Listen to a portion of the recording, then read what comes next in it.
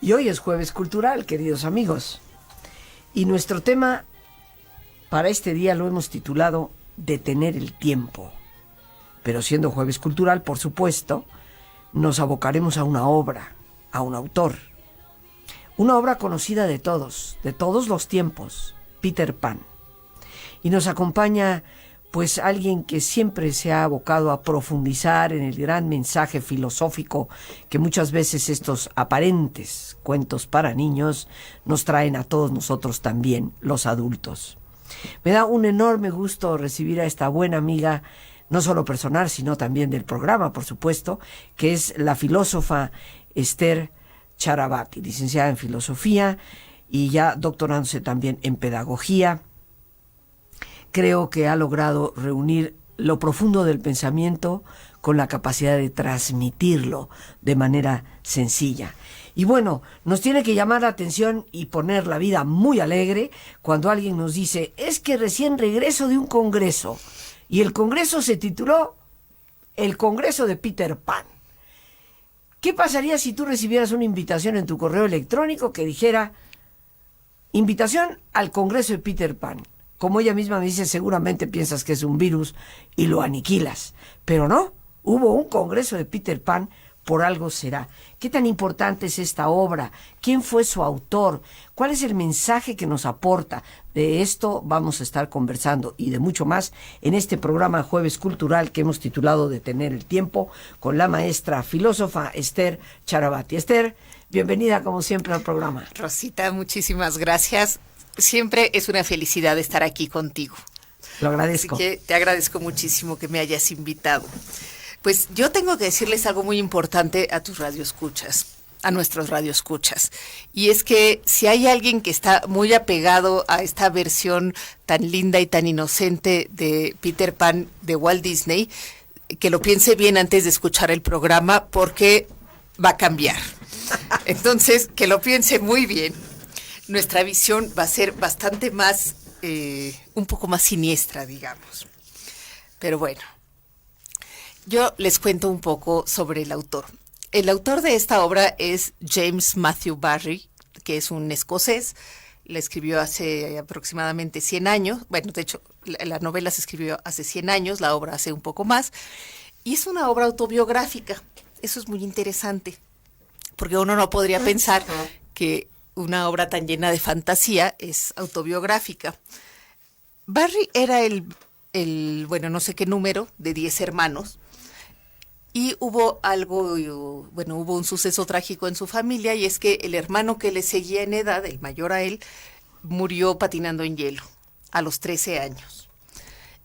Y James, que no tenía un lugar importante en esa familia, el más querido era su hermano David, el que murió, de alguna manera tomó el lugar de él, y así fue como encontró un lugar en la familia. La madre, que no se repuso de la muerte de su hijo, seguía buscando al hijo, y cuentan por ahí que cada vez que entraba James al cuarto, le decía, ¿eres tú, David? Ah, no eres tú. Y bueno, James acabó por tomar el lugar del hermano, pero había un problema, el hermano había muerto a los 13 años. Entonces, si él quería tomar el lugar del hermano, no podía crecer. Y entonces James desarrolla una enfermedad que no se conocía, apenas yo la he oído nombrar en estos últimos días, que se llama enanismo psicogénico. Uh-huh. Es un trastorno psicológico. Él va a quedar muy bajito en relación a su familia, mide 1,47, que bueno, para nosotros es normal, pero allá no.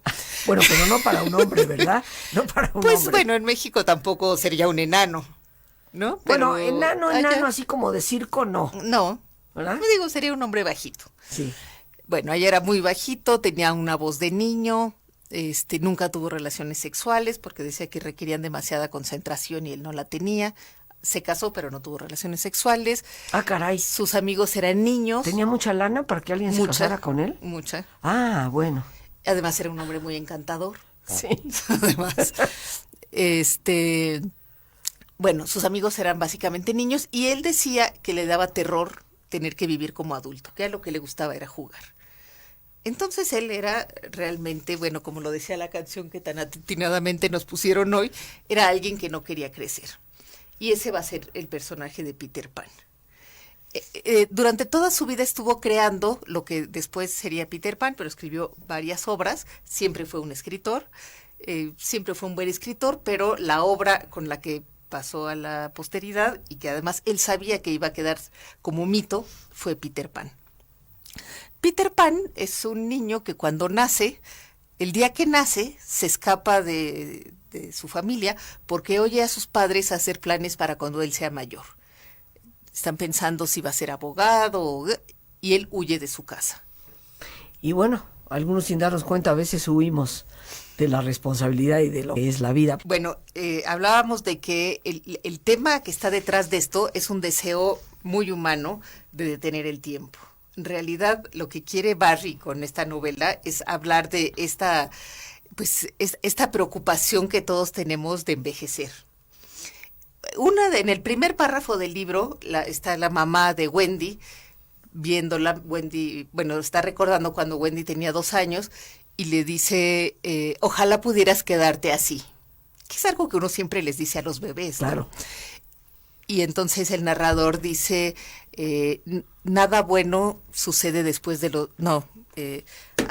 los 2 años son el principio del fin. ¿No? Y bueno, ya con esta reflexión uno empieza a descubrir el tono de la novela.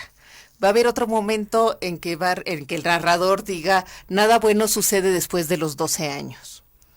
Y claro, nuevamente uno se remite a la muerte de su hermano. Pero bueno, este tipo de reflexiones son realmente el tono de la novela, en el que hay una preocupación terrible porque pase el tiempo. Entonces no va a pasar. Nunca jamás el tiempo no pasa. Pero ¿dónde es donde realmente no pasa el tiempo? Bueno, ahora lo vamos a ver.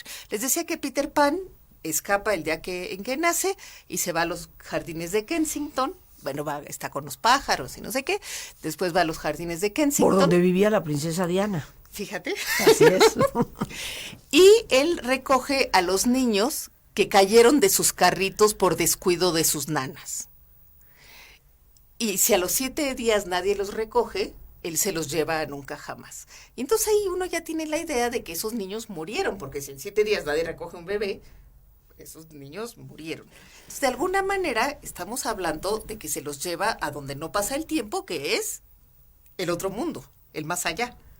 Bueno, es el país del nunca jamás, donde no hay memoria, donde no pasa el tiempo, y donde, Peter Pan hace de las suyas. Él es el líder de los niños, él pone las reglas. Entre las reglas están que no se puede hablar de las madres, porque las madres son unos seres medio deleznables en los que no se puede confiar.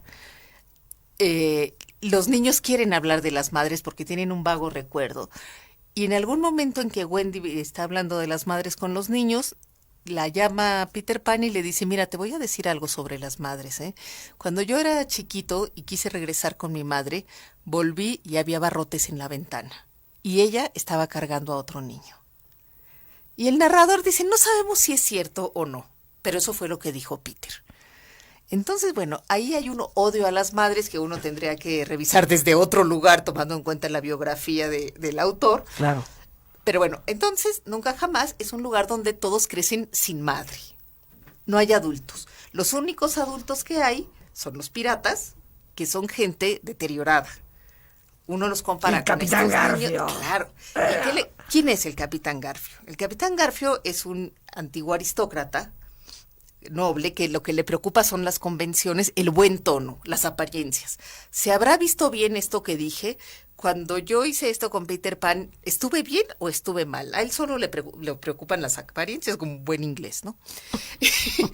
Y permanentemente está en esto. Pero en realidad, fíjate, a él el cocodrilo le come el brazo, pero el brazo llevaba su reloj. Entonces, cada vez que pasa el cocodrilo, él oye el tic-tac del tiempo que está pasando.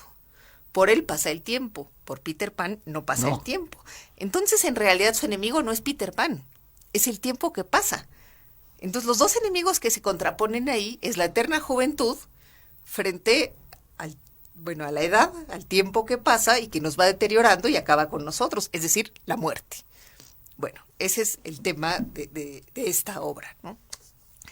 ¿Qué más tenemos? En Peter Pan en Nunca Jamás, no hay tiempo y tampoco hay memoria. Entonces no hay quien les cuente cuentos a los niños porque no hay quien recuerde nada. Y por eso es que van por Wendy y Peter Pan... No, ya me la estás pintando como una historia de horror. Imagínate donde no hay memoria. Tan solo, queridos amigos, pensemos que lo único que tenemos de nuestro pasado son nuestros recuerdos. Así es. O sea, quedarte sin memoria es quedarte sin vida prácticamente. Así es. Sí, es terrorífico. Bueno, y lo vemos en un problema como es el Alzheimer, ¿no? Claro. Es el momento en que se perdió la capacidad de recordación, se pierde casi la vida, ¿no? Sí, porque además no hay pasado y no hay futuro, tampoco pueden hacer planes. Garfio permanentemente está haciendo planes para ver cómo atacar a Peter Pan, pero Peter Pan no hace planes, él espontáneamente llega, lo ataca y le gana además. Sí. Pero no hace planes, no puede porque no ve las dimensiones del tiempo. Bueno, entonces van por Wendy y Wendy les está contando un cuento a los niños y Peter Pan la seduce y le dice, es que necesitamos una madre que nos cuente cuentos porque nadie se sabe cuentos, y esta con su espíritu maternal accede y se la llevan. Y este cuento no solo es un cuento de terror desde allí, tú piensa en los padres de estos niños, o sea, si uno ve el cuento contado desde los padres de estos niños, un día regresaron a la casa y se habían robado a sus hijos, los habían secuestrado. Bueno, y no saben cómo, y no saben, bueno, sí saben quién, saben que fue Peter Pan, pero no saben si van a regresar algún día o no. O sea, la novela sí te pone la situación de los padres. Sí te la pone.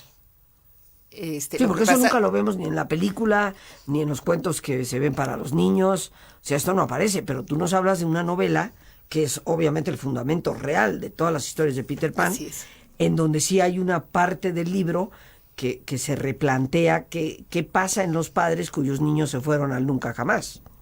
Así es. Me parece que la película sí empieza con los niños en su casa, los padres se fueron a la fiesta. Sí.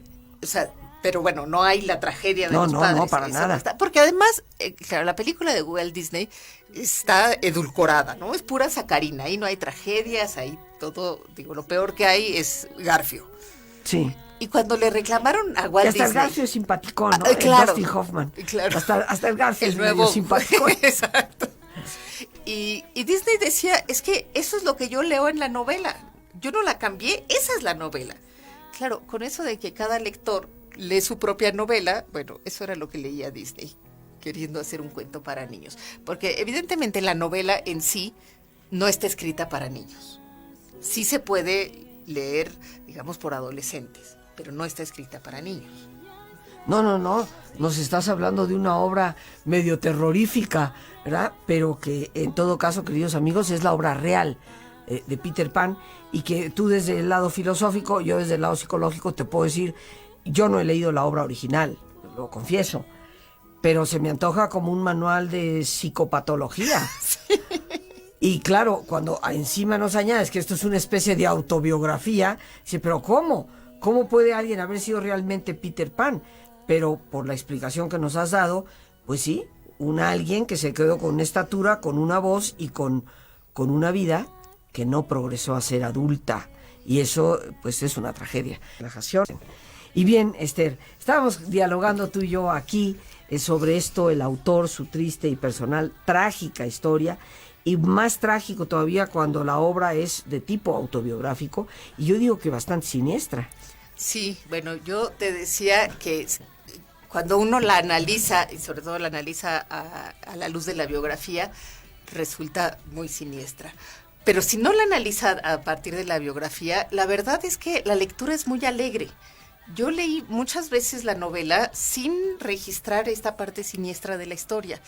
Porque, bueno, finalmente si uno está en la isla, en el país de nunca jamás, y cuando los niños crecen los matan, porque no puede haber niños grandes, no, ahí pues está prohibido crecer. ¿Qué más siniestro quieres que eso? Claro, pero uno está en la isla de la fantasía, entonces no.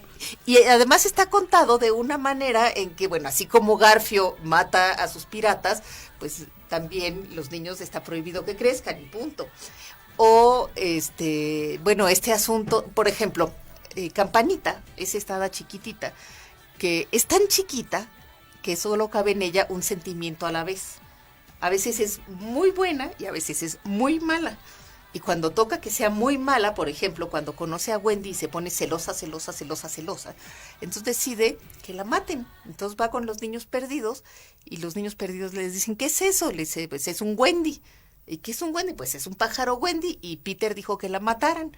Y entonces los niños, que siempre son muy obedientes, agarran sus arcos y le disparan. Y cae Wendy. Y los niños se ponen muy contentos de que ya obedecieron y Wendy se pone, bueno, pero feliz de la vida y se pone a bailar. Porque, Campanita. Perdón, campanita. Sí. Porque, sí, porque Wendy no creo que sea muy contenta. Porque ya la mataron, ¿no? Mataron a su enemiga. Y bueno, al final resulta que solo estaba desmayada. Pero bueno, no aparece como una tragedia. Nada aparece como una tragedia en este libro. Todo aparece como muy relativo, porque además como estamos en un lugar peligroso, donde no hay tiempo, claro, todo, no hay moral tampoco. Aquí nada está bien ni nada está mal. Y eso hace que las cosas que hace Peter, nadie las cuestione, porque él no distingue realidad de fantasía. Entonces, por ejemplo, les dice a los niños, a ver, coman esto y esto y esto que les traje. A veces es real y a veces es mentira. Pero los niños siempre tienen que agradecerle y decirle que qué rico y que ya están satisfechos. Y si no lo hacen, les pega. Ah, no, encima déspota. Ah, sí, es un tirano. Es un tirano, claro. Pero porque... con razón siempre me cayó bien Garfio, fíjate. Con razón me caía re bien el Garfio. Bueno, hay varios autores que dicen que en realidad Peter y Garfio son la misma persona. Pero sí, por una pasó el tiempo... Claro, por una pasó el tiempo y por la otra no. Y hay otros que dicen que Garfio en realidad es el padre de Peter. Y entonces la lucha es entre el niño y su padre. Pero bueno, ya son las interpretaciones de los diferentes autores, ¿no? Pero bueno, lo que estamos encontrando ahí es este niño tirano. Pero yo siempre me pregunto, bueno, ¿y por qué los niños no se rebelan?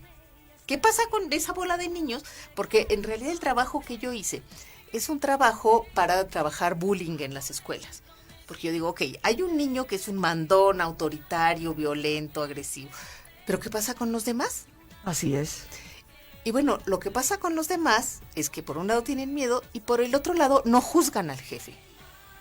El jefe tiene derecho a hacer lo que sea. O sea, no tienen ese criterio que debe cuestionar. Yo creo que hemos perdido muchos de los mexicanos porque parece que no cuestionamos casi nada. Aquí, y con todo lo que Esther me está enseñando, he llegado a la conclusión, queridos amigos, que no hay que ser Peter Pan, porque en México ya vivimos en el país del nunca jamás. Ya estamos viviendo en un país donde no hay memoria, donde ya no nos acordamos de nada. Entonces, yo creo que la novela, créeme, la voy a leer definitivamente. Vale la pena. Realmente, es más, yo a todo el auditorio les aconsejo, incluso la pueden encontrar en internet. Es una novela que está escrita muy, muy bien, o sea, era muy buen escritor Barry. Bueno, también la pueden comprar, pero vale mucho la pena leerla. Hay otra cosa que me gustaría decir sobre la vida de Barry. Entonces, nos decías. Sí, una última cosa, que me parece que es interesante, es la relación que tenía Barry con la familia Llewellyn Davis. Él conoció a los niños ahí en el parque, justamente en ese mismo parque, y se empezó a hacer amigo primero de los niños y luego de la madre y finalmente del padre. Esto es el autor, propiamente, de la novela. Sí. En su vida real él se hace amigo de estos personajes. Sí, pero estos niños, Wendy y los demás niños, de alguna manera están reflejados, bueno, están tomados de los niños de la familia Davis. Por supuesto. Y es interesante lo que sucede con ellos, es trágico también, porque bueno, se ve que la vida de Barry es trágica por todas partes. El padre de ellos va a morir, Barry va a financiar todos los tratamientos médicos, la madre de ellos va a morir también. Barry va a manipular, parece, el testamento para quedar él con la tutela de todos los hijos, que son 5. De los 5 hijos, uno va a morir en la guerra, otro se va a suicidar a los 21 años, otro se va a suicidar a los 63 años. Sí, es, bueno, una vida bastante trágica. Y él durante mucho tiempo, pues, te digo, los tiene bajo su tutela. Entonces sí, es una vida. Y otro de ellos, Michael, que era su preferido, es el que él pide que quede como inspiración para la estatua de Peter Pan, que va a estar en los jardines de Kensington. pero el día que develan la estatua se da cuenta que es otro niño el que tomaron como inspiración, y él dice, qué lástima, es una gran decepción para mí porque no se ve la parte demoníaca de Peter Pan. Ándale. O sea, él tiene muy claro, porque fíjate, Pan... Con razón se pasan 6 meses estudiando el libro. Sí. Pan es un Y semidios. ha de ser en la Facultad de Psicología, no solamente en la filosofía y letras. También. Ahorita voy a terminar con otra cosa, pero esto también lo quiero decir. Pan es un semidios griego, el dios de los rebaños, que además toca música y no sé qué cosa. Sí, es medio sátiro. Pero también, claro, tiene una parte demoníaca. Entonces, por eso elige Barry ponerle este apellido a Peter, ¿no? Peter Pan.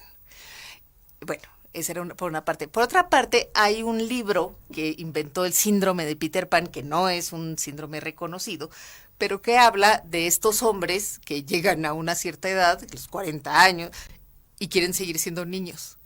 O sea, esas adolescencias tardías, los nenés, los bebecitos de las mamás, ¿no? De 42 años que viven con mami y viven de su pensión. Más o menos. Y que no se nos acerquen, por favor. No. Cruz. Bueno, esa era la... Y bueno, solo para tocar así de manera tangencial la época histórica también es interesante. Tenemos tiempo, ay, qué bueno, porque entonces ya no corro tanto.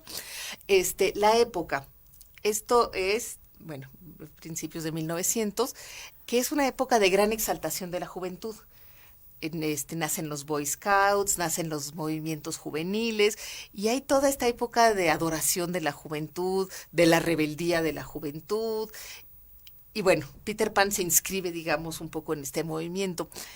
Rebeldía de la juventud que finalmente va a acabar copada, digamos, en los movimientos fascista y nazi. Y jóvenes rebeldes que van a acabar en las trincheras de la Primera y la Segunda Guerra Mundial, lamentablemente. Pero bueno, esta es la época en que se inscribe esta idea de la eterna juventud de Peter Pan, ¿no? Lo cual no deja de ser triste. Esta novela, como tú decías, bueno, realmente no fue escrita para niños. Un adolescente la puede leer, ni qué decir un adulto. Te digo, a mí ya me picaste la curiosidad, definitivamente voy a procurar leerla, porque sí se nos presenta una obra que fue tan dulcificada tal vez por Walt Disney, sí. Que pues ya es la sombra de la verdadera obra. Claro. ¿No? Porque como comentábamos tú y yo, por más simpáticamente que la misma obra original esté redactada, los actos que ahí se presentan, como esto de pues el niño que quiera crecer no puede crecer y el que crezca lo mato, pues sí se nos presenta algo muy siniestro, ¿no? Así es. Vamos a decir una simpatía siniestra. Sí. Escrito con simpatía siniestra, la obra. Ahora, en los 2 minutitos que nos quedan, Esther, ¿qué lección, qué aprendizaje sacamos de la obra Peter Pan? De este hombre James Matthew Barrie. Pues mira, algo que se dice mucho de esta obra es que todos la podríamos haber escrito. Y yo creo que realmente la parte más trágica de esta obra es el sentimiento humano que está detrás de ella y es nuestro sentimiento de no poder detener el tiempo.